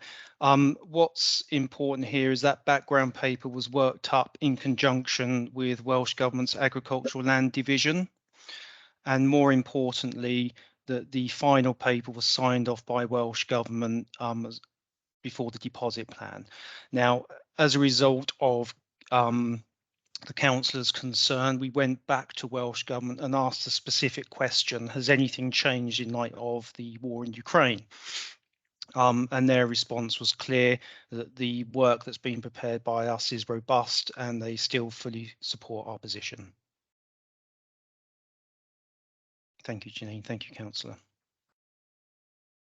Thank you for that, and thank you for raising that, Councillor Good. It is a question that's often asked, and we have gone to Welsh Government, and we've had the answer. They're obviously responsible for that oversight across Wales of the total availability of agricultural land and our national ability to feed the nation, and they've given that response.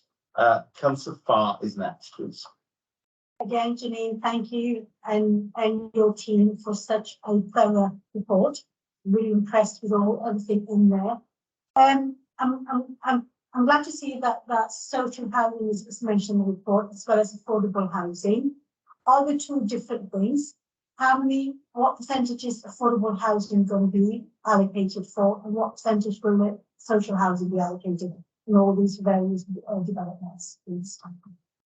Okay. Thank you, Councillor Farr. That's a very interesting question and a very pertinent one currently with our the state of play that we have in the UK currently with the cost of living crisis. We have a mixture. What I would say, whenever we provide what we call affordable housing, there is a mixture of social housing, low cost housing and shared ownership housing.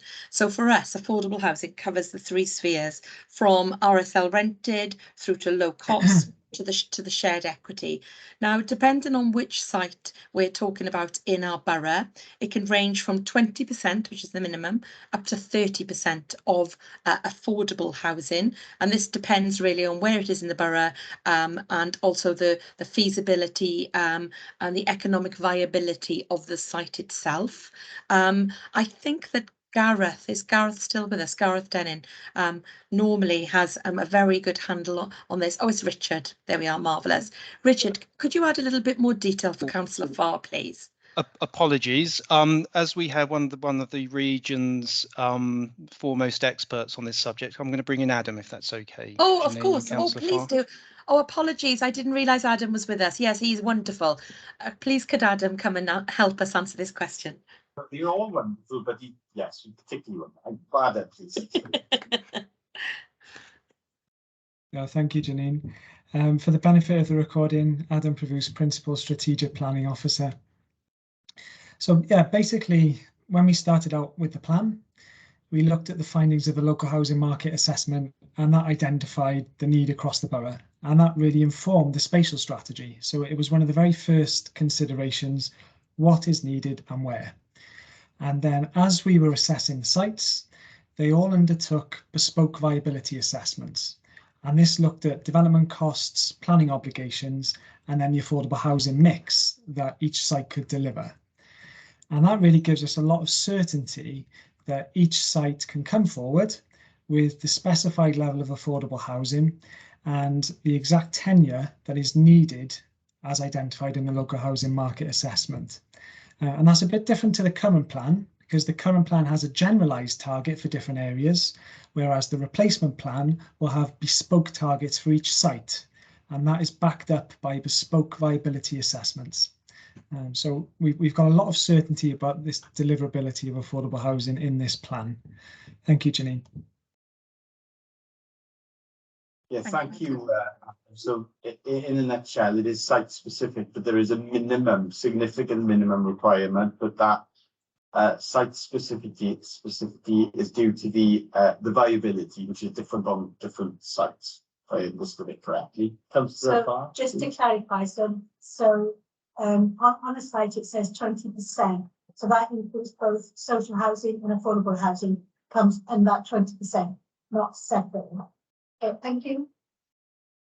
And it's also possible as well, and this has been the case in the past, that additional units have been made available as social affordable housing through, for example, the social housing grant. So this is only the contribution from the private sector developer through Section 106 contributions. And there is always a rolling programme of social housing grants. And I wanted to ask, actually, I think Adam is the one to answer that question. There's a reference in 4.37 to the number of affordable homes, and we've got two figures there. The provision of 1,002 affordable homes over the life of the plan to contribute to the target of 1,646. Could you explain the difference in the two figures for us, please, Adam? Yeah, certainly, Leader. So the 1,000 homes, that is specifically from the new allocations in the plan. The remainder then is made up from sites that already have planning permission, sites already delivered, and also windfall sites that will come forward alongside the main allocations. Okay, thank you for that. That's helpful, very helpful, Adam. I have some questions I wanted to ask. First of all, in 4.4 in supporting documents, we have reference to habitat regulation assessment and the assessment of likely significant effects on sites designated at European level, European sites for reasons of ecological importance. Can you confirm that there has been no significant impact on that, on those sites, I should say? And then, as it's related, I would like to understand in terms of the assessment of the impact on biodiversity as measured through the Bridgend local biodiversity plan as well. That's another important plan for us that we would want to reference, because we want to enhance biodiversity in the county borough. And likewise, as it's related, the SYNC review and understanding the impact of this plan on our sites of important nature conservation. So that way we have covered our statutory sites and our non-statutory sites for nature conservation. And I've got two other questions I want to ask, but I think we probably take those questions together actually today, please. Okay, thank you, Leader. I'm going to bring in one of the team. I'm going to bring in probably Richard for this one. I think the important thing to say is biodiversity is an enormously important part of our LDP going forward, not just for our environment or for our 2030 agenda for sustainability, but for ensuring that we have the right balance of ecology and ecosystems out there. Critical part, and we've got a report later on about us signing up to the biodiversity declaration, to protect it, the Edinburgh Declaration. So first of all, just to say it's a really important part of our LDP, and we have lots of policies in there. But I will let Richard answer some of the specific questions, if I may, surrounding the European regulations the biodiversity plan, and the sync review. I think they were the three in particular, Leader, weren't they? So. Thank you, Janine. Thank you, Leader. So all of these questions are dealt with and answered in the sustainability appraisal, Leader, and that document confirms that no European sites are at detriment by virtue of this plan. Also, the policies will be there to seek a net gain in terms of biodiversity, so that's critical. But it's important to understand that the story doesn't stop with the LDP. That requirement will need to follow through when planning applications are submitted. But you know, there are strong policies in place to make that happen. In terms of the sinks, the plan does propose a number of sites adjacent to sinks, but what you'll find is through the robust strategic site policies that the need to mitigate and include those sites is strongly put across. So the protective measures are there to protect them and in effect sustain their future. Thank you. That's reassuring. I wanted that reassurance for the record. I know it's there in one of the many supporting documents and reports. And then I know that the Cabinet Member for Communities has covered off green infrastructure, and I noticed that is included in terms of the assessment. And reassure me that again we've carried out that assessment and it demonstrates an increase in green infrastructure.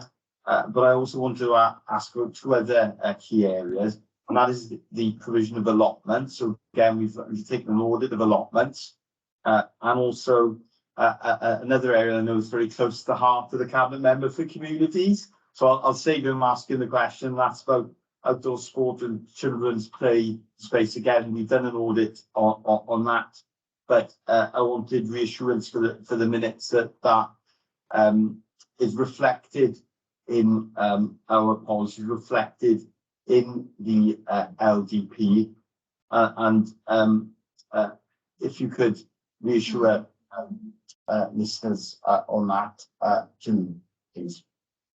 Yes, thank you, Leader. But we've got a new strategic planning guidance document has been prepared, an SPG on open spaces and recreation and everything from a housing allocation point of view. And I know Gareth Denning was very instrumental in putting that together for us. So Gareth, are you able to answer some of the questions about the allotment piece and the children's play piece? Because I know you undertook that work. Sure, thank you, Janine. Yeah, so an allotment audit, yeah, it has been prepared. It supports the local development plan. It follows a methodology promoted by the National Society of Allotments and Leisure Gardeners. And what the audit identifies essentially is the parts of the borough where we have a surplus of allotments and the parts of the borough where we currently have a deficit.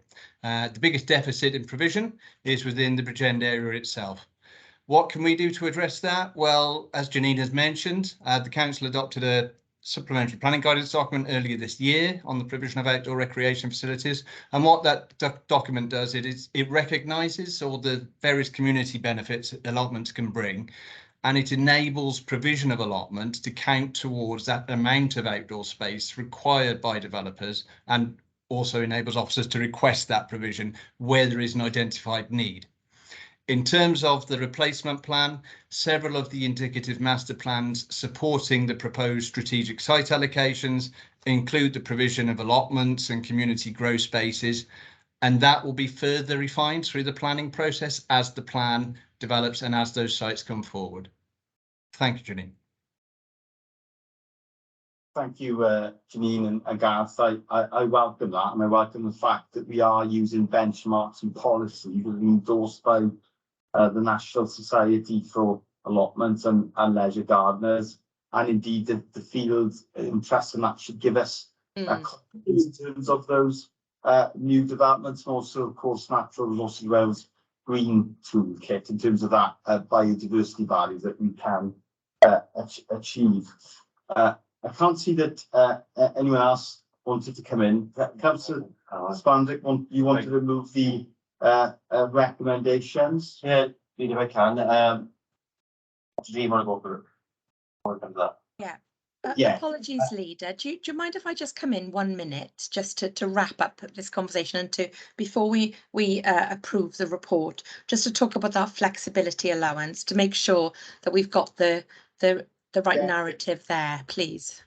There is one area we haven't covered, and I think we had a very good debate today, and it is included in the report. But again, for listeners that haven't had the chance to read the hundreds and hundreds of pages, as colleagues have, it's just around educational provision. Now, the outlines how we will deliver an extra 5 primary schools across the borough.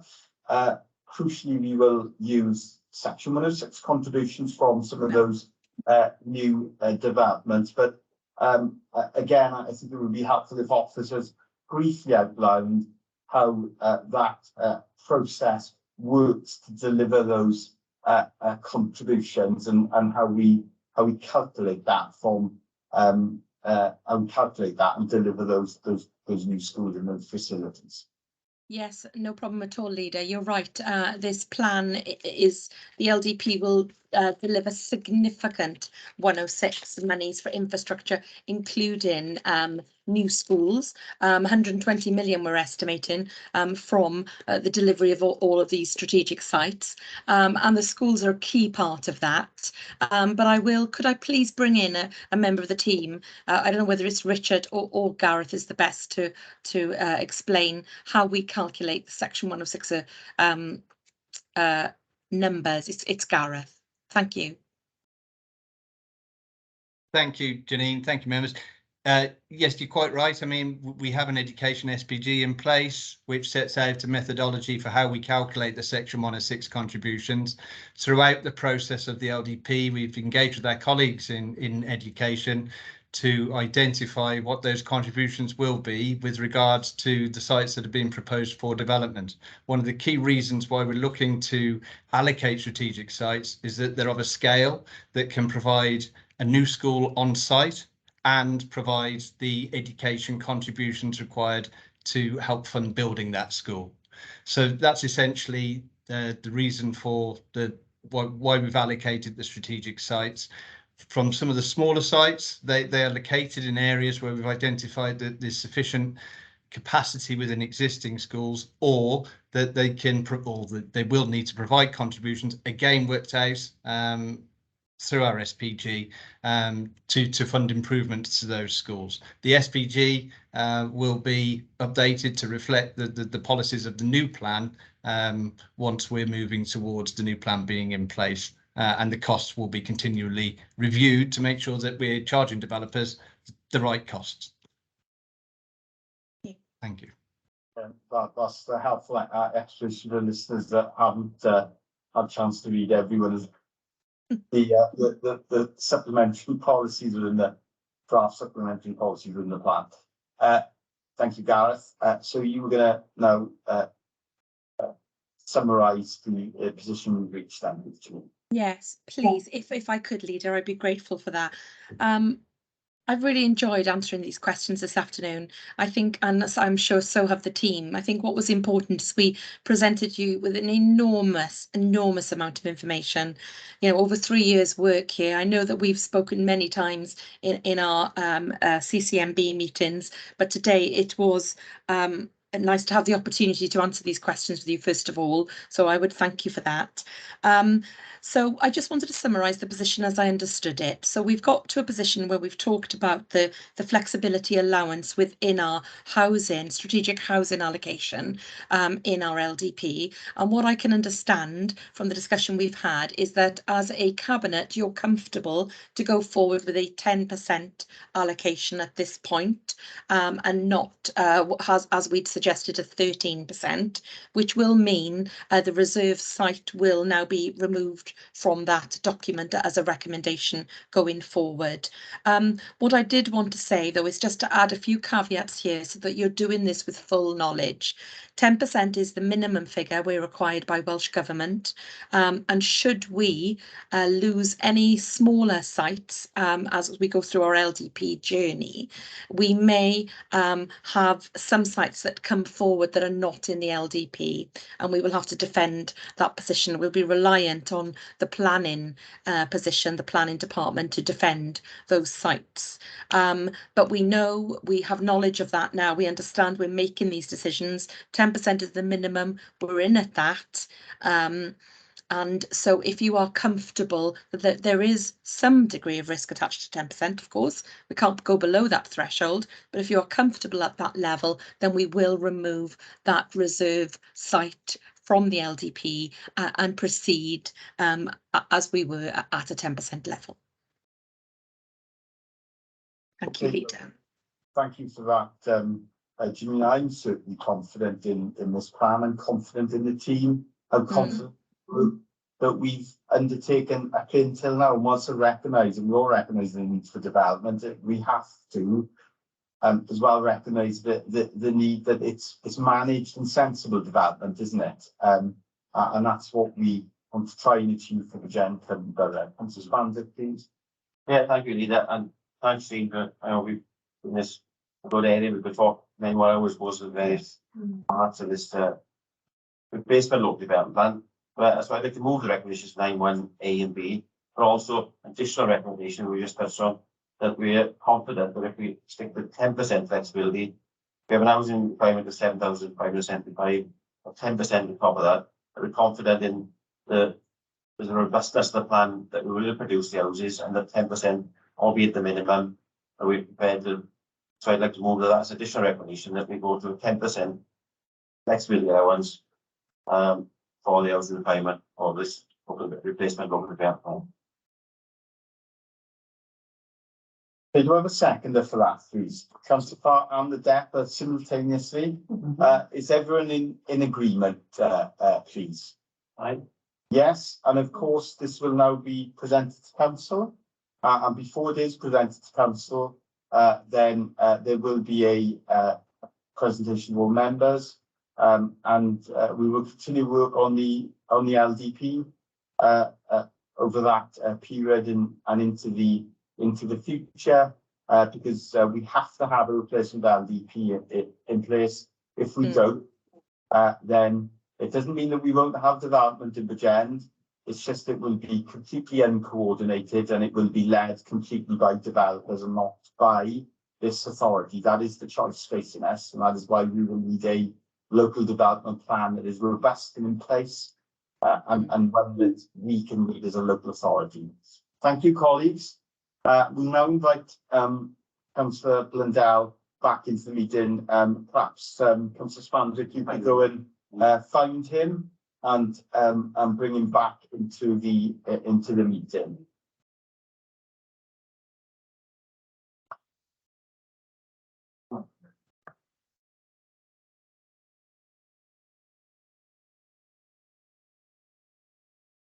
It won't be a moment. Give Janine an opportunity to have some water. But I'd encourage everyone to be drinking water this afternoon, or other cold, non-alcoholic drinks. I'll have a little tea. So, got to get Councillor Blundell, but it seems like we've just lost Councillor Blundell and Councillor Spanzer. But hopefully they'll be back in a brief moment.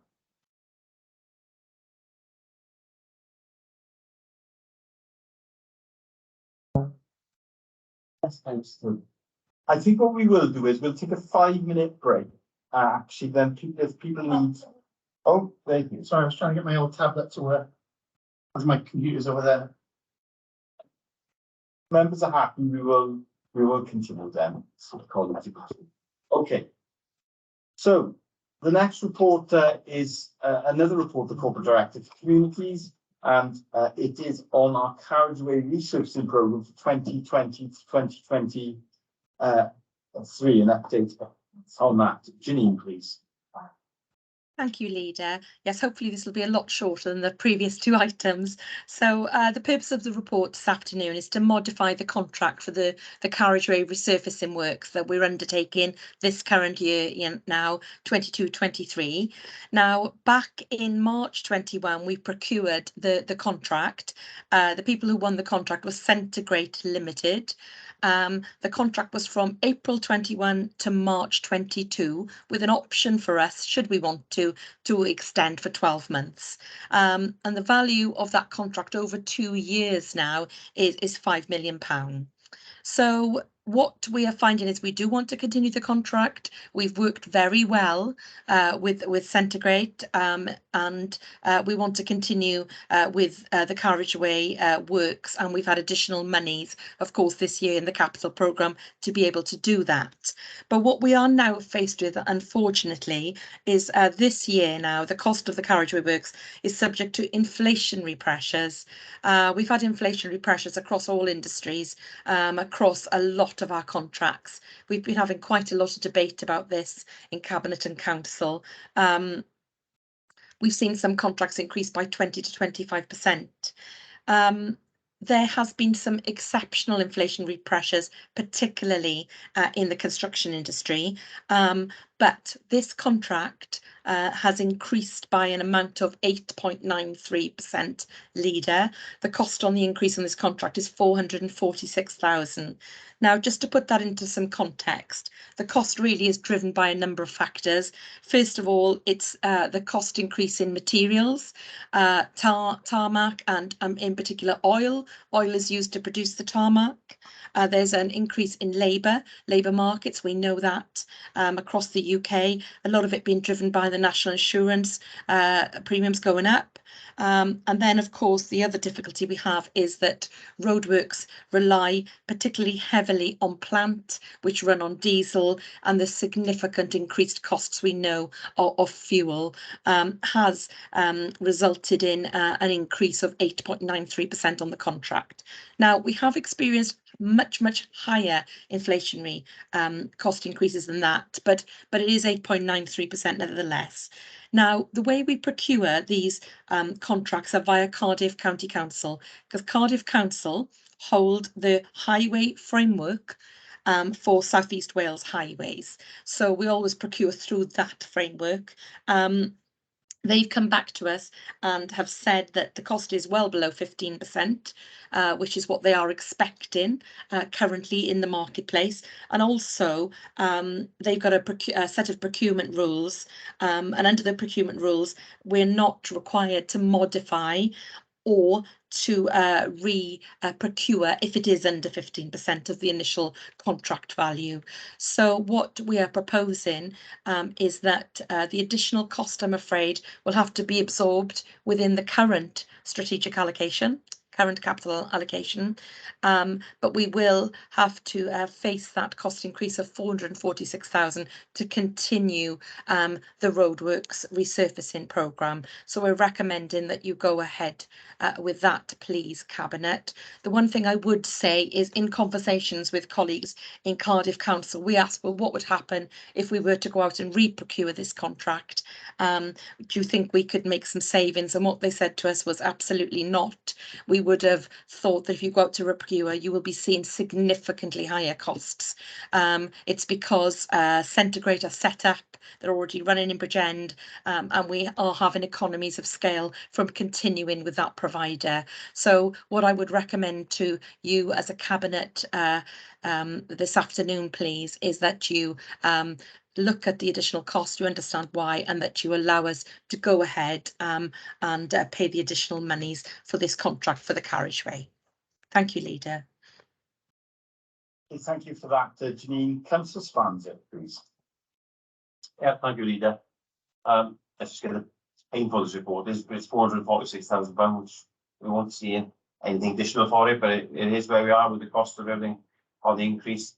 So I'd like to just comment, I think that section 8 of the board financial implications does say the increased cost will impact and extend the programme that we delivered, and works will need to be altered or removed to ensure budget allocation capital programme is not exceeded. And I accept that this year. I do hope that any removed this year can be put back for next year, we have a commitment to provide additional capital funding. So any that are rules need to be there next year, so we can make sure that ultimately just take a bit longer to get to the area done, the bigger road needs to wait. So on that basis, we're going to go with Regulation 9.1 as stated. Okay, thank you, Councillor Spanzik. Deputy Leader, Councillor Blundell, first and then the Deputy Leader, apologies. Okay, thank you, Leader. I'd like to second the report, if I may. Just a quick question, though. We are not the only local authority that's seen rising costs. It is every 22 across, and also across the channel in England as well. Can you just confirm that for everyone, please, Joan? Yes, absolutely. To be fair, we're all having to reprofile everything at the moment because it's not just in this road resurfacing programme, it's in everything that we are achieving. You know, the capital costs are escalating inflationary pressures. You're absolutely right, Councillor Blundell. This is an issue currently in all local authorities. Thank you for that. Thank you for that, Janine. An important point you make there, Councillor Blundell. It's been experienced right across the authority and across every local authority in Wales, and the choice isn't whether we have it or the increase or not. Because if we go out, we will be paying more, and in fact that has been tried previously. Trying to go out to the market second or third time, and indeed it does not lower the cost. In fact, there's a risk of even higher cost, and providers will simply turn around and say that they do not want to undertake the work. Deputy Leader, please. Thanks very much, Leader. I think it's just a bit of clarity for residents, please, Janine. I appreciate that there are increased costs with any procurement currently, especially around labour, materials, getting things into the country, all that sort of thing. I think for me, what I would like to know is under the contract framework, any repairs that are done or completed that aren't satisfactory are redone at no cost to us, because I wouldn't do it if I was in my own home. I want to ensure that the county borough has good value for money as well, please. No, absolutely, Councillor. That is absolutely fundamental, isn't it? Just because the costs are going up, it doesn't mean we'll get the same achieved for more, or because we'll have less to play with. What we want to do is to ensure the same consistency and quality of work that we had delivered last year. What this ultimately will mean is we may have to remove some streets from this year's programme, and they may have to go into next year's programme instead. We always do the road resurfacing on a priority basis because we have to ensure the health and safety of the network. That's a statutory duty for us as the Highway Authority. The additional monies that Cabinet have released this year has enabled us to be more proactive in our approach, but what we will be ensuring is that all urgent work is undertaken, and that do we need to defer, then we will streets will be picked up in the programme in the following years. It's not a situation we want to be in, I'm afraid, but I think what is important is we ensure the quality of the work that's been undertaken. Can I just clarify one other thing with you, Janine? Under the contract procurement, do they meet our socio-economic duties? Because whilst I appreciate it's being facilitated by Cardiff, they're not Bridgend.